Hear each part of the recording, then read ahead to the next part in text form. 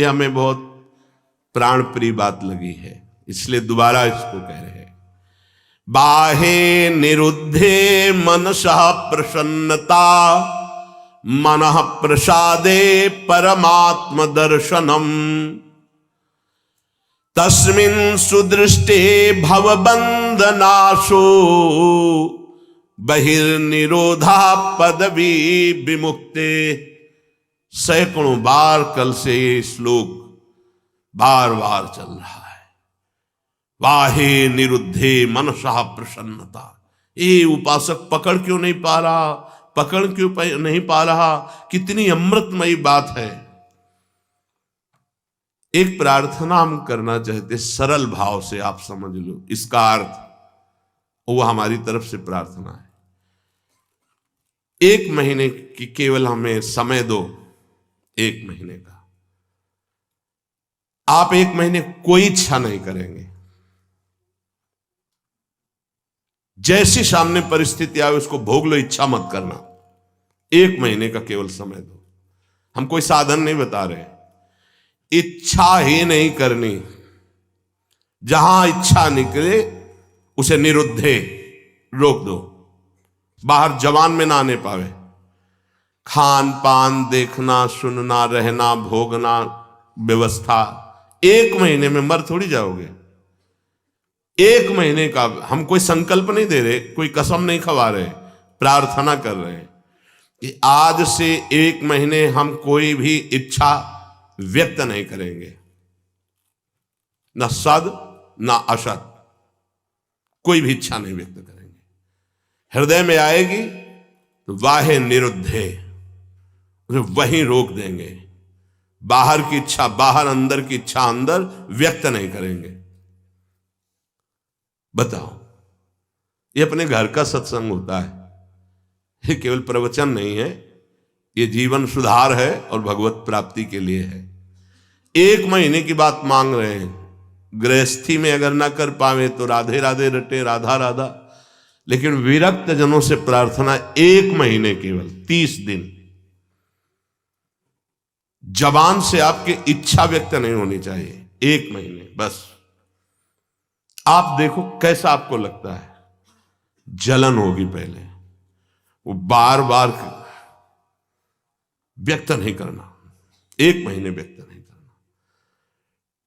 परिपक्व अवस्था के प्राप्त महापुरुषों के हृदय में इच्छा ही नहीं प्रकट होती। जाहि न चाहिए कबहू कछु, तुम सन सहज सने, बसहु निरंतरता सुर, सोराउर निज गे। 1 महीने, ये तो आजीवन की बात होती है महापुरुषों की। महाराज ये रख लो, कभी आपके काम में आएगा, कभी आपको जरूरत पड़ेगी, कभी आपको चाहिए ना। भैया नहीं, हम जरूरत मिटाने के लिए, चाह मिटाने के लिए, काम मिटाने के लिए आए हैं, बढ़ाने के लिए नहीं। आप रखो, जब जरूरत हो कि मेरा मालिक उस समय दे देगा। कभी आप तो उस समय जो अभी दे रहा है वो उस समय नहीं है क्या? हमारे लिए नई सृष्टि रच देगा। जो सृष्टि में नहीं होगा वो भी वो रच देगा, विश्वास करो। 1 महीने अभ्यास करके देखो, देखेंगे आप लोग, देख लो। इच्छा को होगी, इच्छा, हम ये नहीं कह रहे कि इच्छा नहीं होनी चाहिए, इच्छा होगी पर आप व्यक्त नहीं करोगे। 1 महीने खेल खेल के देखो, गेम है। जीवन मुक्त महापुरुष की स्थिति होती है। देखो एक आपको कथा सुनाते हैं। श्रीमन माधवेंद्र पुरी जी महाराज बहुत बड़े महाभागवत हुए हैं, चैतन्य महाप्रभु के चरित्र में आते हैं। ईश्वरपुरी जी के गुरु श्रीमन माधवेंद्र पुरी। ईश्वरपुरी जो महाप्रभु चैतन्य देव के प्रथम गुरुदेव थे, फिर सन्यास के गुरुदेव भारती जी महाराज हुए। तो श्रीमन माधवेंद्र पुरी जी महाराज जब क्षीर चोरा गोपीनाथ जी जो कहे जाते हैं, गोपीनाथ जी के दर्शन करने गए तो वहां शयन के समय कुल्हड़ में बड़ा ही पवित्र और स्वादयुक्त खीर का भोग लगता था। जब ये महिमा सुनी खीर की और भोग लगता देखा तो उनके अंदर इच्छा हुई कि अगर एक कुल्हड़ प्रसादी मिल जाए तो स्वाद लेके हम देख लेंगे कि प्रभु को ऐसा खीर का यहां भोग लगता है तो अपने ठाकुर जी को ऐसा ही खीर का भोग लगाएंगे। जो ही इच्छा जागृत हुई, जलन पैदा हुआ। अरे इच्छा कैसे जागृत हो गई? तो अंदर से विवेक कार्य कर रहा है, बचाने का जलन। ये तो प्रभु के भोग के लिए इच्छा, फिर भी इच्छा कैसे हुई कि मुझे एक कुल्हड़ मिल जाए? तुरंत प्रणाम किया और वहां से चल दिए। अब रात्रि का समय आ रहा था तो उसी गांव के किनारे एक वृक्ष के नीचे बार बार ये प्रश्न मन से, तूने इच्छा क्यों कर ली? बार बार उत्तर आता कि प्रभु के भोग के लिए इच्छा की है कि अगर मिल जाता तो स्वाद ले लेते और वैसे ही खीर प्रभु को लगाते अपने। नहीं, फिर भी इच्छा क्यों? बार बार धिक्कार मन को कर रहे थे। इधर महाभागवत की इच्छा भी भगवान बने थे और उसका पोषण भी भगवान करते हैं। जो निरीह जन है, जिनके अंदर इच्छा ही नहीं है, उनके हृदय में कोई इच्छा प्रकट होती तो लीला प्रकट करने के लिए होती। जो कई कुल्हड़ थे उनमें से एक कुल्हड़ छुपा लिया ठाकुर जी ने अपने वस्त्र के नीचे, घाघर के नीचे, जो नीचे का वस्त्र उसमें छुपा लिया और सामने रखे हुए हर भोग के कुल्हड़ उठा करके ले गए। जब शयन कराने गए तो देखा एक कुल्हड़, कहा ये कैसे, यहां कैसे आ गया प्रभु के वस्त्र की? तो प्रभु ने कान में कहा उनके, प्रभु मूर्ति नहीं है, तुम जैसी भावना करोगे वैसे। राधा वल्लभ लाल जी, बिहारी जी सब बात करते हैं, यह किसी मूर्तिकार की रचना नहीं है। हाँ, एक बार मोहनचंद महाप्रभु का चरण छू गया श्री जी के भोग के कटोरे में, तो एक चपत मारी हितजू महाराज ने, प्रभु के पात्र में चरण कैसे छू गया? तो जो राधा वल्लभ लाल जी की सेवा के लिए गए तो कपोल में ऐसे अंगुली बनी, बोले जय जय। तो उनका बालक थे ना, तो जो आपने वो मेरे लगे। बात करते महाप्रभु आचार्य से, बंचंद महाप्रभु जी से, सेवक जी से और प्रेमी जनों से, जो चित्त को बेच दिए हैं प्रभु को, उनसे बात करते हैं। कान में प्रभु अपने सेवक से कही कि मैंने चुराया है श्रीमन माधवेंद्रपुरी जी के लिए, और वो गांव के बाहर अमुक वृक्ष के नीचे बैठे, ये वहां पहुंचाओ तत्काल। तो बैठे हुए भगवत स्मरण करते बीच बीच में धिक्कार दे रहे थे। इच्छा कैसे जागृत हुई? श्रीमन माधवेंद्रपुरी किसका नाम है? उनका जी दास का नाम। ये गोपीनाथ प्रभु ने आपके लिए खीर का कुल्हड़, हाँ ऐसे नहीं, बड़ी अद्भुत लीला की, भोग लगाया तो एक कुल्हड़ चुरा लिया आपके लिए, और जब शयन कराने गए तब आदेश किया तो लाए। उस दिन से प्रभु का नाम क्षीर चोरा गोपीनाथ हो गया। वो तो चले गए दे के, रात भर रोते रहे, प्रभु खीर तो पाई ही, कुल्हड़ भी पा गए। और उसको जो थोड़ा कुल्हड़ का हिस्सा बांध लिया, रोज प्रसादी रूप से थोड़ा कुल्हड़ पा लिया। कितना आप विचार करो, इस कोटि के जो महामहिम है, वो भगवत संबंधी इच्छा में इतना क्लेशित हो गए। हम तो स्वयं भोग की इच्छा रखते हैं। हम कौन से साधक हैं, कौन से महात्मा हैं, किस मार्ग के पथिक? जरा सिद्धांत को समझो, यहां इच्छाओं का तो जाल लगा हुआ है, और परमार्थ का स्वरूप क्या है? बाहे निरुद्धे, बाह्य रोग दोष, इच्छा को कोई भी इच्छा हृदय में अपना स्थान न बनाने पावे। मनसः प्रसन्नता, तो आपके मन में अखंड प्रसन्नता जागृत होगी। और मनः प्रसादे परमात्म दर्शनम, जब हम बाह्य विषयों का सेवन करते हैं तो मन खिन्न रहता है, नवीन नवीन विषय भोगने के लिए मन में जलन होती, वही विषयों की तरफ आकर्षित करता है, फिर वही जलाता है, वही संकल्प विकल्प कराता है, थोड़ी देर जलाने के बाद फिर उसी भोग की लालसा करता है। बड़ा बाहे निरुद्धे, रोक दो उसको। देखो इसमें विवेक बल काम करता है। अगर आप सत्संग सुन रहे हैं, शास्त्र स्वाध्याय करते हैं, नाम जप करते हैं, सेवा करते हैं संतों की, ठाकुर जी की, तो आपका विवेक प्रबल हो जाएगा, वो रोक देगा। कितना आनंद! कल से इस श्लोक का चिंतन चल रहा है। इतना कोई इच्छा ही नहीं करनी भाई। ये गृहस्थ जन जो बहुत सी कामनाओं में रत हैं वो ये नहीं समझ पाएंगे, लेकिन हम विरक्त जनों से प्रार्थना करते हैं, यदि आप कोई इच्छा नहीं करेंगे तो आप बहुत जल्दी जीवन मुक्त हो जाएंगे। इच्छा ही आपके स्वरूप को ढके हुए है, इच्छा ही आपका बंधन है, और निरीह इच्छा रहित ही जीवन मुक्त अवस्था है। 1 महीने का अभ्यास करके देखो। अच्छा, 1 महीना बहुत ज्यादा लग रहा हो कि पता नहीं चूक ना हो जाए तो 15 दिन का कर लो। 15 दिन बहुत ज्यादा लग रहा हो तो कोई 1 हफ्ते का कर लो। और गृहस्थ जनों को ज्यादा लग रहा हो तो 1 दिन का करके देख लो कि सुबह से लेकर के शयन तक आज कोई इच्छा नहीं हम करेंगे। अगर इच्छा होगी भी तो व्यक्त नहीं करेंगे। 1 दिन करो।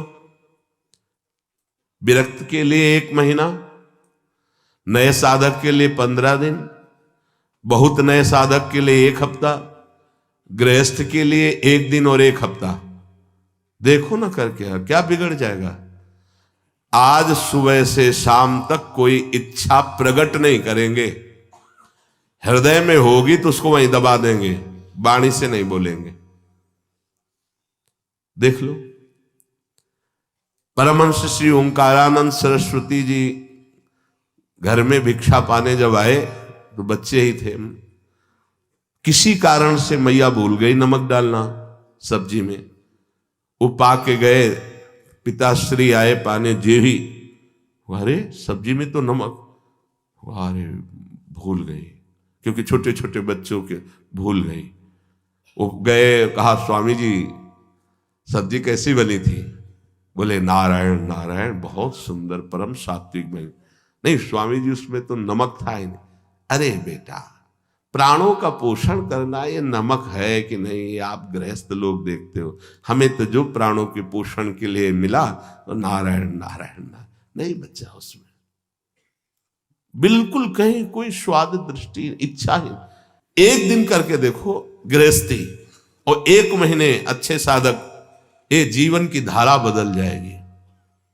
जीवन की धारा, आप विरक्त हैं, आपके लिए कोई कर्तव्य नहीं, जीवन की धारा बदल जाएगी। बस कट्टरता पूर्वक एक बार इस बात पे आना कि नहीं बोलना। स्वास्थ्य बिगड़ जाए, प्रारब्ध भोग लेंगे, लेकिन हम कहेंगे नहीं।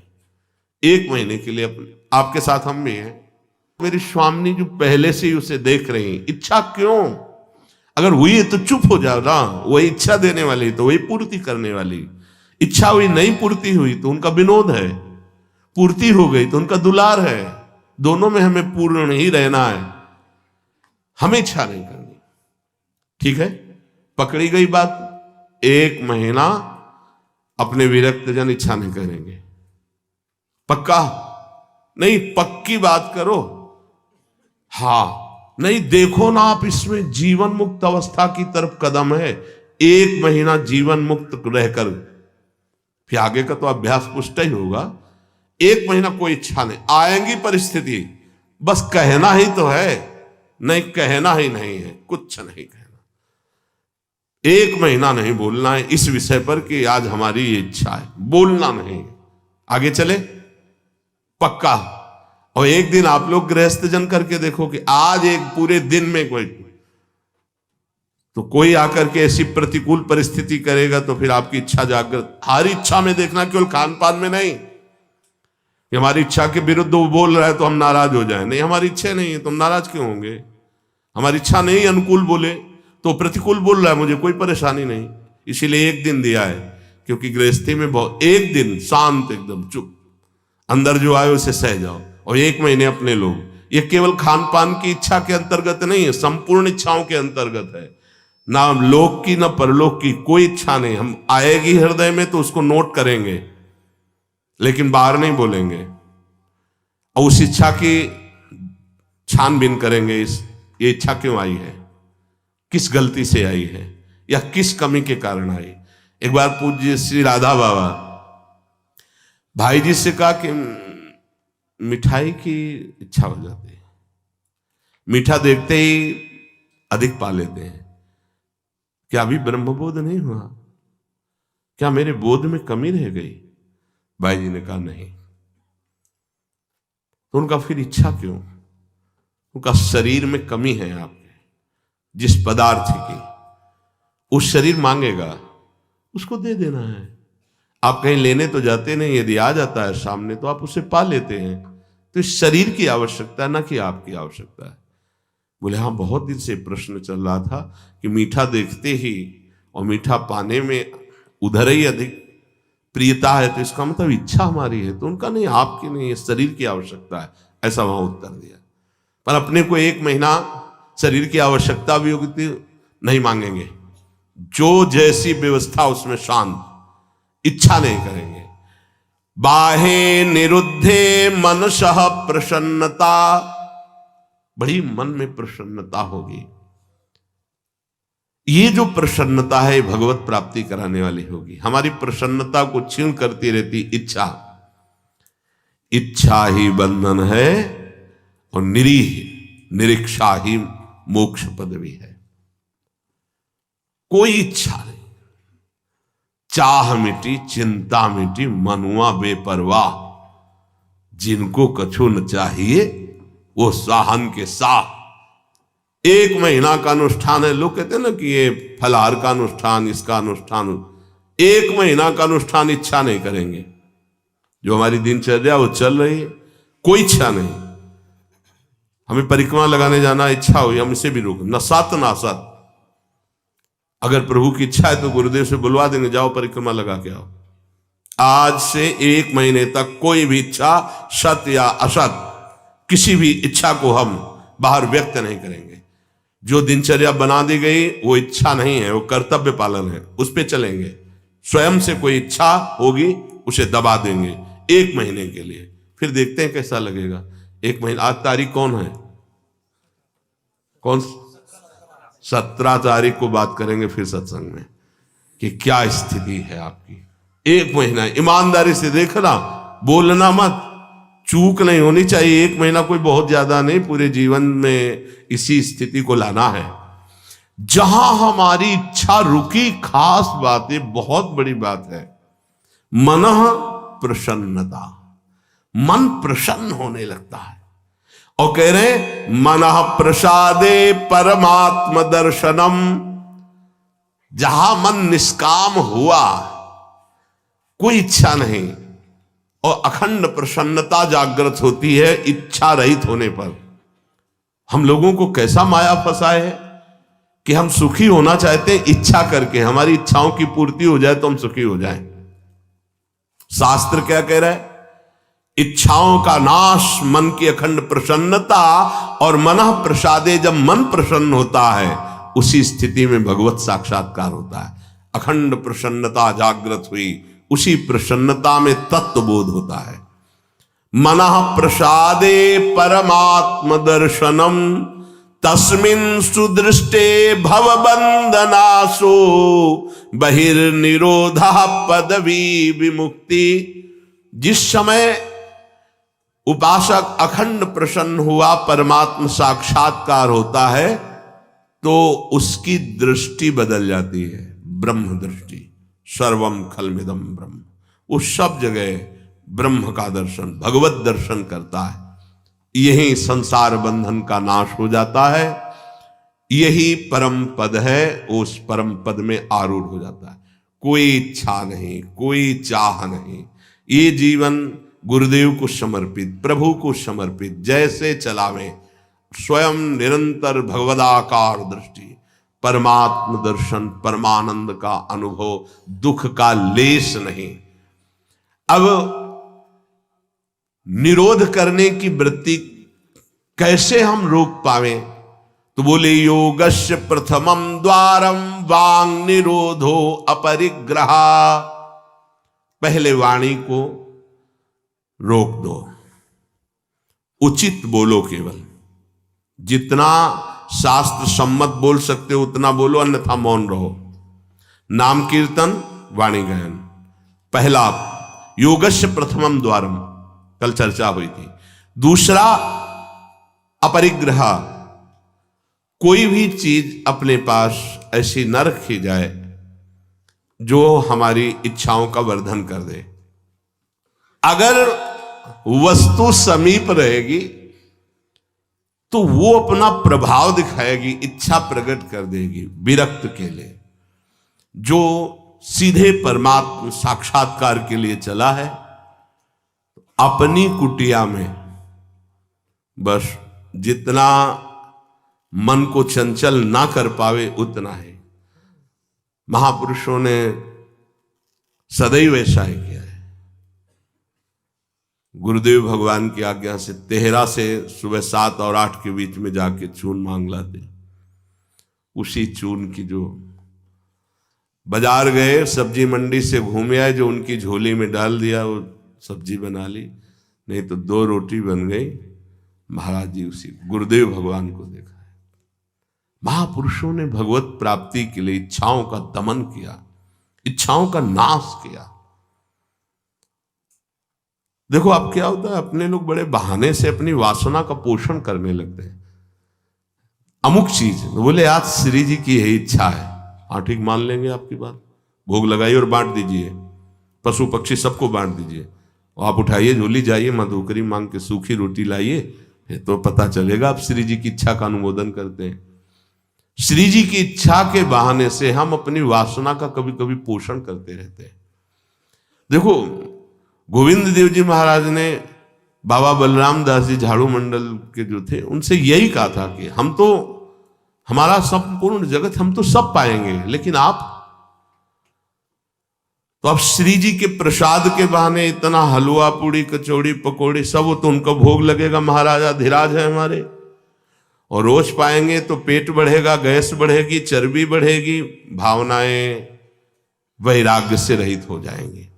बात मान लेना, भोग लगे सबको बांट दो, थोड़ा थोड़ा भर पेट। अपने यहां जैसे जाते हैं साधक तेहरा से 100-250 जो भी रोटी मिलती है इकट्ठे मांग के लाते हैं, फिर पाते हैं, वही उदर भरो माधुकरी से, रूखे सूखे से भोग लगाओ, रोज भोग लगाओ और उसे बांट दो। इतना इतना अगर सो तो कोई, हम माधुकरी से अपना अगर यार प्रभु को जो प्रसाद भोग लगा है उसमें से सूखा और जो अच्छा अच्छा पदार्थ है वो और सबको, पशु पक्षी भी तो वृंदावन के संत हैं, बांट दिया। एक बार पंडित रामकृष्ण बाबा राधा रमन जी गए तो दोना भर करके सब मिठाई का प्रसाद, तो बाबा तो बहुत शासन करते थे, वे गोसाई जी महाराज हमको तुलसी दल और चरणामृत दीजिए, ये मिठाई महाराज पाते हैं औरों को बांट दीजिए, हमें तो तुलसी दल और चरणामृत दीजिए। बहुत सावधान। गुरुजन जो हमारे आचरण करते हैं हमको वैसा चलना पड़ेगा।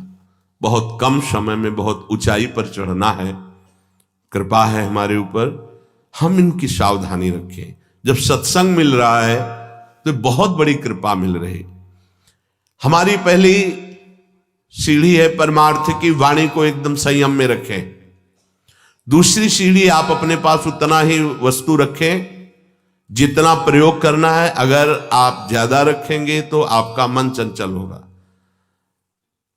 कमरे में घुसने पर अगर कोई ज्यादा वस्तु हो तो तुम्हें बोझा लगनी चाहिए कि ये एक्स्ट्रा क्यों टंगी हुई है, ऐसा होना चाहिए। बिल्कुल साधारण जीवन, असाधारण चिंतन। हे साधारण जीवन, असाधारण चिंतन। कमरे में आप अगर चले जाएंगे, जिस कुटिया में श्री जी इस शरीर को रख रहे हैं, राधा राधा राधा राधा राधा राधा राधा, ये जितने राधा नाम मिलते हैं ना सब दीवार, ये प्रसादी ये प्रसादी ये प्रसादी, ये ग्रंथ ये ग्रंथ, ये छवि, बस। और आपको दूसरी वस्तु कमरे में नहीं मिली। जिधर डालो तो बस राधा राधा राधा राधा राधा। नाम है, रूप है, नाम रूप को प्रकाशित करने वाली वाणी है, जो दिनचर्या, ये केवल उपदेश ही आपको नहीं दे रहे, शरीर रोगी होने के कारण कुछ सुविधाओं को स्वीकार किया गया है, वो हमारा जीवन नहीं है, वो हमारा लक्ष्य नहीं है। जीवन में प्रतिग्रह लेना उतना जितना हमारे जीवन का यापन होना है, नहीं तो नष्ट हो जाओगे, पक्का समझ लो। अपने पास एक भी कपड़ा ऐसा ना होना चाहिए कि जो बाद में किसी के काम में आवे, बाद में यही आवे किसी जला दो तो अच्छा है, पक्का समझना। साधु का परिग्रह रहित जीवन होना चाहिए। आज ऐसी अवस्था नहीं रह गई कि हम विचरण करके, जैसे पीछे आए हैं, विचरण करें। साधुओं को घेर कर पशुओं की तरह मार डाला जाता है। अब ऐसा समय नहीं है कि आप तीर्थयाटन करें, भ्रमण करें। अब समय ऐसे है कि भगवान की कृपा से यदि कुटिया बन जाए तो धाम आदि में वास करो, चुपचाप नजदीक के गांव से जहां परिचय है वहां से मांग के खा लो, नहीं और गांव में घुसोगे तो और भी हो सकता है कुछ। समय कलयुग का बढ़ता ऐसा प्रभाव चला जा रहा है कि यार संत हैं, तुमको कोई संशय हो रहा है तो बंदी बना लीजिए और उसकी जानकारी कीजिए, क्या प्रसंग था। ऐसे पशुओं की तरह टूट पड़ना, संत का मतलब इस तरह से उपहास, इस तरह से अमर्यादित चेष्टा तो बहुत ही घातक चेष्टा है। तो आजकल ये समय नहीं रह गया कि आप जवान जवान साधु गांव गलियों में घूमें। हाँ, निर्धारित है, जैसे हमारे ब्रजमंडल के गांव हैं, ये जानते हैं, ये संत की मर्यादा को जानते हैं, इनके दरवाजे से मांग लो। अब समय नहीं रह गया, नहीं पशुओं की तरह घेर के मार डालते हैं, जान से मार डालते हैं। ऐसा तो बड़ा कठिन है। कोई भी ऐसे निंदनीय आचरण इस भेष का लेके कर सकते हैं, लेकिन बहुत अच्छे अच्छे भी महापुरुष हैं। तो परिग्रह रहित जीवन, पर अब धाम में इसकी जरूरत है कि आपके वास की व्यवस्था हो, आपका भोजन शरीर यापन के लिए हो, खूब भजन करके शरीर पूरा करो धाम में।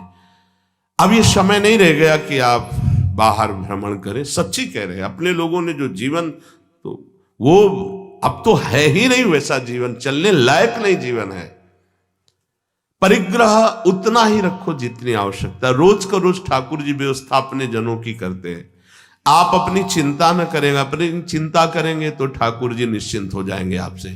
और हम चाहते हैं कि वो निश्चिंत ना हो, हम निश्चिंत हो उनके भरोसे पर। निराशा, हमारे अंदर किसी से कोई आशा न रह जाए कि ये व्यक्ति भगत है, ये बहुत जहर है, प्रार्थना है, मान लेना।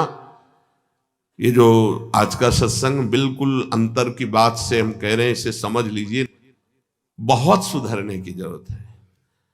हम जरा सा कुछ भजन करते हैं, 4 गृहस्थों को साथ लेके चल देते, धनी मानी, और वही जरूरत नहीं है। आप निरपेक्ष होकर के अपने धर्म का पालन कीजिए, मन आए 4 रोटी दे दीजिए, इसके बाद हम आपको पहचानेंगे नहीं। पहचान प्रभु से है, उन्होंने प्रेरित करके आपको भेजा। हम आपको कुछ नहीं जानते, ना कभी मानते हैं। प्रभु आयो बस इतना ही जानते हैं, इतना ही कार्य आपके लिए था, प्रेरित किया और रखवा दिया, चलो। पीछे नहीं पड़ना, पीछे तो प्रभु के पड़ना है। लेकिन यहां उल्टा हो जाता है, प्रभु की तरफ पीठ हो जाती है, उनकी तरफ मुख हो जाता है। तो निराशा आशा ही परमम दुखम, नैराश्यम परमम सुखम। दोबारा इसलिए समझा रहे हैं कि साधना में बहुत जरूरी बात है। किसी भी ने बहुत सेवा की, जब कोई नहीं था तो बाजार में खड़े हुए के कहा कि जिंदगी में कभी ऐसा मत समझ लेना कि हम तुम्हारा एहसान मानेंगे। तो बहुत प्रेमी जन है, बाबा ऐसे बंद कर बात, बता कल क्या लाना है। वो तो बहुत निरपेक्ष है, आज भी वैसे ही, पहले दिन से आज तक वैसे ही, वही श्रद्धा, वही निष्ठा, वही समर्पण। 26 साल हो गए होंगे लगभग, वही समर्पण, वही निष्ठा। कोई दिन ऐसा नहीं जिस दिन सेवा उनकी ना होती। शाम के वही आके पूछते थे, कुछ मिला खाने को, वही निष्ठा, वही। वर्षा है तो भींगता हुआ, गिरता हुआ, वो तो देखा है ना। और कभी एहसान नहीं, आओ आओ आपने, कभी नहीं। ऐसे उसका भी कभी नहीं, कोई मांग नहीं, कोई प्रश्न नहीं, और इधर से भी कोई बड़ाई नहीं, कोई अपनापन भी नहीं दिखाया। ये तब ऐसे चलता है। निराशा, एकमात्र श्री जी से आशा। ये देख लो, अंदर किसी से भी आशा नहीं होनी चाहिए। आशा हम प्रभु से प्राप्त करने की। क्या आपके चरणों का प्रेम, आपके नाम का प्रेम, कोई आशा ही ना रह जाए, ऐसी आशा आपसे आशा है कि कोई आशा ही ना रह जाए, हमें ऐसी स्थिति प्रदान करें। चौथा, निरीहा, इच्छा ही ना रह जाए, जिसके लिए आज कहा है कि 1 महीने के लिए देख लीजिएगा। और नित्य में एकांतशीलता, एकांत में जब हो तो बड़े संयम से रहें। एकांत आपका गंदा नहीं होना चाहिए, बड़े शीलवान, बड़े धैर्यवान, बड़े तितिक्षु, बड़े इंद्रिय संयमी। नहीं, बड़े बड़ों का एकांत खराब हो जाता है। समाज तो सबका ठीक रहता है, एकांत खराब हो जाता है। समाज में त्रुटि हो जाएगी तो निंदा होगी, ठीक हो जाओगे। एकांत में त्रुटि होगी तो तुम्हारा अध्यात्म नष्ट हो जाएगा अंदर का। एकांत स्थित इंद्रियो परमणे हेतुर्दमश्चेतसः। ऐ उपासक, एकांत सेवन में सावधान रहना, तुम्हारी इंद्रिया और मन तुम पे हावी होंगे, इसलिए इंद्रिय और मन का दमन कर देना, इंद्रिय और मन के गुलाम मत बन जाना। ये एकांत का है, ये जरूर सुधारो। एकांत में देख लीजिएगा, अय उपासक, एकांत में इंद्रिय और मन तुम पर शासन करेगा, तुम्हें गुलाम बनाने की चेष्टा करेगा। उस समय तुम अपनी इंद्रिय और मन का दमन करो। बिल्कुल उनकी बात नहीं मानना जो धर्म विरुद्ध हो। जो ही तुमने इंद्रिय दमन किया तो हेतुर्दमश्चेतसः, तुम्हारा चित्त अर्थात मन दमन करने के कारण निर्वासनिक हो जाएगा। ये थोड़ा कठिन है समझना। जब हम मन और इंद्रियों की मांगी हुई वस्तु नहीं देते तो हमें जलाता है, एक अशांति पैदा हो जाती है। तब होता है यार दे दो, शांत हो जाएगा। ये बहुत घातक बात है। जो इंद्री मन मांगा और हमें अशांत किया ना देने पर, हम उसको शांति प्रदान करने के लिए देने लगे, अब आपका परमार्थ मार्ग लुट जाएगा। ये बहुत गंभीरता से समझो, यहां हमसे बहुत चूक होती है। यदि हमने जो मन और इंद्री ने मांगा नहीं दिया, उनका निरोध कर दिया, तो निरोध से वासना का नाश हुआ। वासना का नष्ट होना ही ब्रह्मानंद का स्फुरण होना है। तेनानंद रसानुभूति रचला ब्राह्मी सदा योगिनस, तस्मात् चित्त निरोध एव सततम कार्यम प्रयत्ना मुने। इसलिए मुनि का एक ही प्रयत्न होना चाहिए कि मन और इंद्रियों की मांगी हुई मांग को पूरी ना की जाए।